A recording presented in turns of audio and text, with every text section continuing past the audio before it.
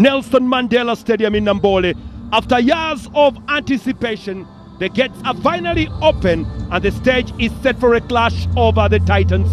Tonight, it's more than just a game. It is a testament of years of hard work, promises and dedication. As the boots hit the grass running today, third place BUL Football Club from Jinja squares up against second place Vipers all the way from Wakiso. And this here is a battle for supremacy in the Start Times Uganda Premier League.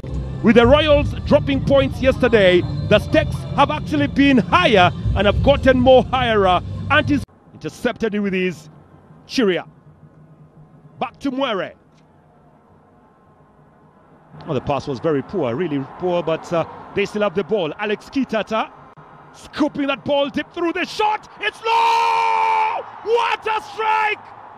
Jerome Chiria again! Look at what it means to the faithfuls of the Jogo.